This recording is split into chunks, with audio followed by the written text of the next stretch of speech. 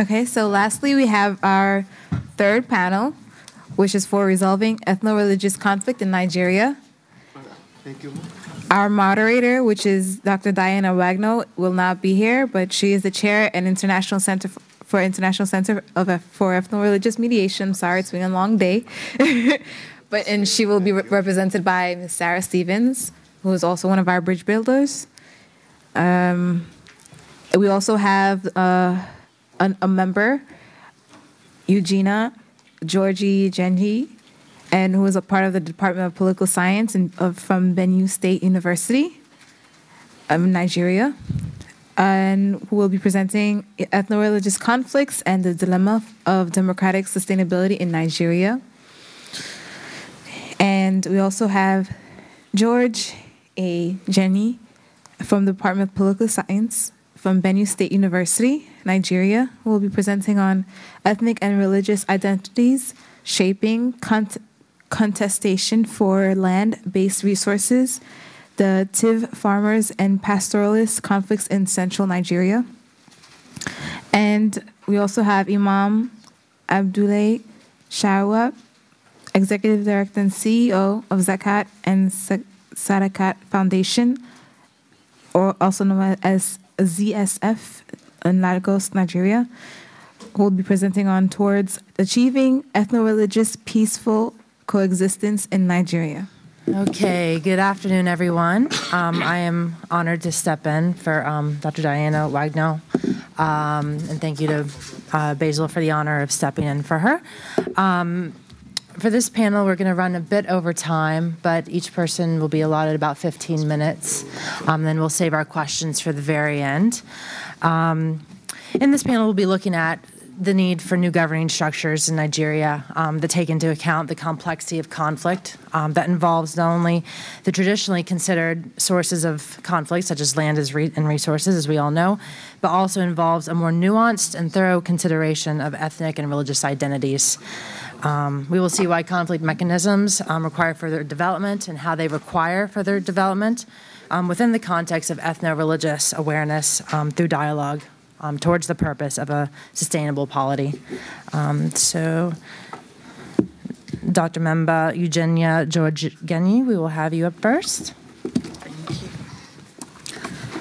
Good afternoon, everybody.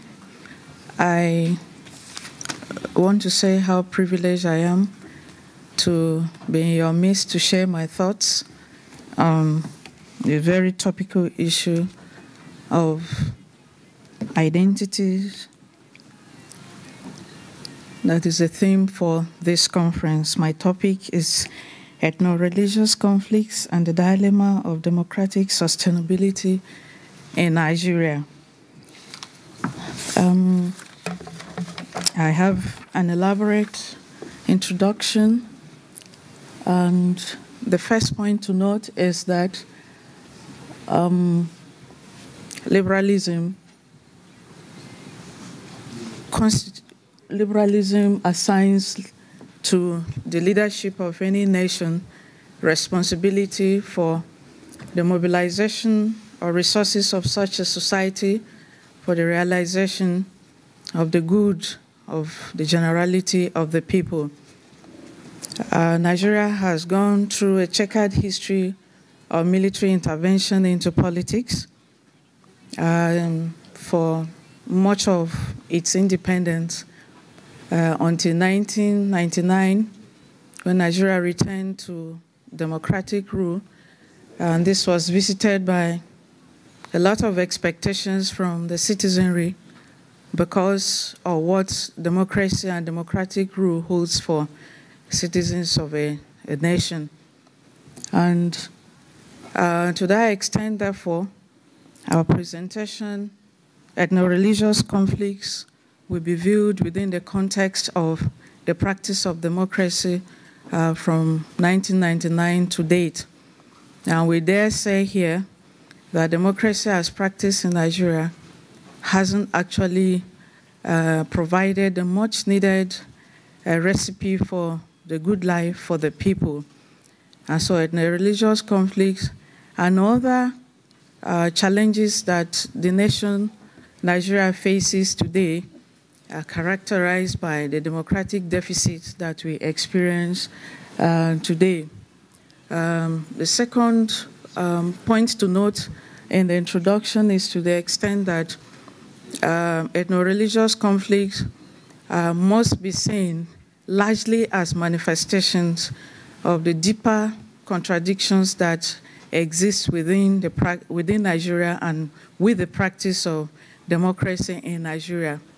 Like I said in the first point I made, the responsibility of leadership of any nation is to the extent that it is able to utilize resources in the provisioning of the requirements of the people. And this hasn't actually been the lot of Nigerians within the period in question. If we look up, we see conceptual clarification, but I think that we can go beyond this, and we can simply say that democratic sustainability has actually been affected by these ethnic and religious cleavages. And this has been because of the extent to which governance issues have not been able to address the requirements of the people. And because we know that the state has a responsibility for providing for the people, in circumstances where it has failed, like the situation in Nigeria largely, then people have run back to these identities that provide for them the required succor from the inability of the state to meet their needs. Now, ethno-religious conflicts in Nigeria has trends and manifestations. And the first point to note is that many of the structures and institutions of governance in Nigeria have actually perpetuated tensions and stress other than providing the opportunities for which people could express themselves and also people can meet their own needs. Of course, successive governments, not just from 1999, but over time, have tried to address these tensions and this stress. One of the major issues have been the adoption of federalism to address the pattern of ethnic mobilization and conflict and to foster peace and unity in the Nigerian state. Of course, the next slide. This hasn't actually helped so much because of the point we have made, the inability of the state to do what it is required to do. And of course, this forms a broad compass in which ethnic and religious conflicts and other governance crises have expressed themselves. And of course, what you have there, some of the ethnic and religious crises that have littered the political landscape of Nigeria. You have the Metasin sectarian crisis in 1988, and the rest of them, the latest of which is the Nigerian state is contending with is the Boko Haram, which has continued to escalate on a daily basis, and the implications this has had on issues of peace, issues of security, and issues of national development. Next, please. So what are the implications of ethno-religious conflicts on democratic sustainability in Nigeria? We have made the point here that ethno-religious conflicts and the relationship between ethno-religious conflict and democratic sustainability is mutually reinforcing. On the one hand, we make the point that the expression of ethno-religious conflict, it's a fallout of the governance crisis or the governance deficit that we have in Nigeria. On another, we make also the point that democratic sustainability is difficult to be achieved in Nigeria and elsewhere as a result of these conflicts. Now, federalism has been adversely affected because of ethno-religious conflicts as a result of ethnicity, resource control, ethno-religious crisis, and poverty. This is one of the fallout of ethno-religious conflicts in Nigeria. The other is the issue of insecurity and the threat to the corporate existence of Nigeria. Nigerian youths are exposed to carrying arms and are displaced from their families. And there's the issue of mutual exclusion and mutual distrust and belief in the political system by the people of the government, as people have actually lost their livelihood, and government is increasingly losing her grip on leadership. There is civil stress, there's lack of cordiality and general underdevelopment of the nation. Now, in a situation like that, economic development has actually been stalled, and the overall problem of nation building and sustainable development has actually stood as a challenge. Now, ethno-religious cleavages have impacted negatively in areas of election, governance, and the public service. I think emphasis must be made here that because of the inability of the state to hold its own and take its responsibility, and the fact that identities have become a way for which people have found solace. These have defined the issues of election because elections are also taken along ethnic and religious lines.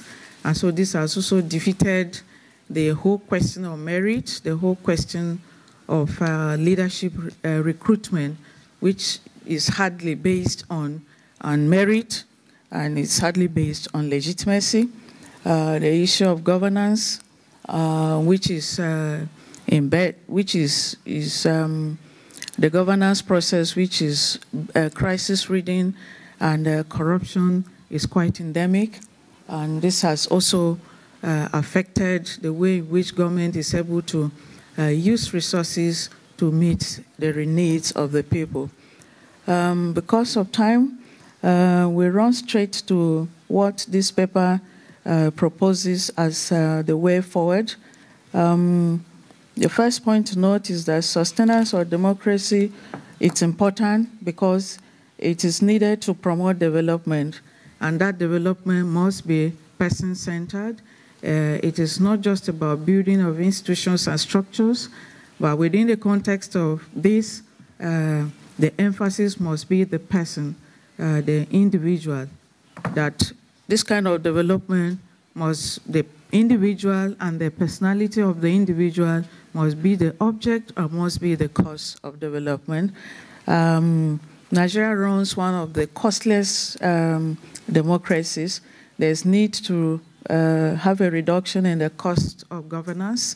There must be checks on abuses of power by the executive, and the institutional frameworks that have been put in place to check corruption must be strengthened to deal with identified issues of corruption.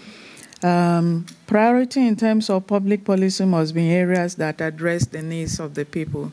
Policy shouldn't just be a business in itself, but must be able to address the concrete needs of the people.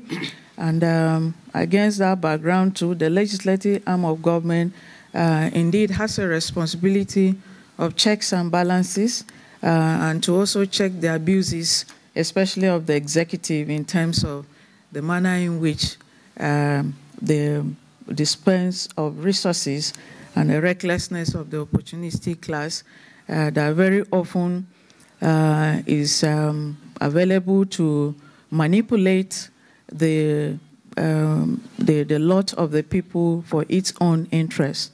And government needs to indeed promote popular participation by the people. The democratic space must be made available for people of diverse ethnic and religious backgrounds to participate, and government indeed needs to promote economic production, as this will improve the living conditions of the people.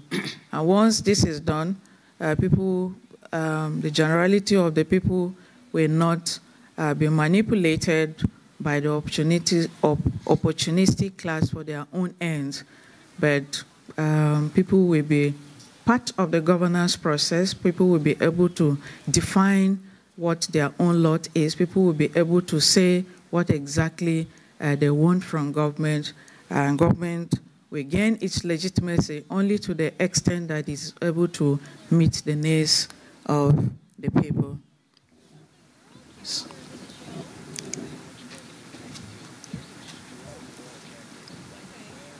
So, this is the last statement I have to make in this presentation. Thank you for listening.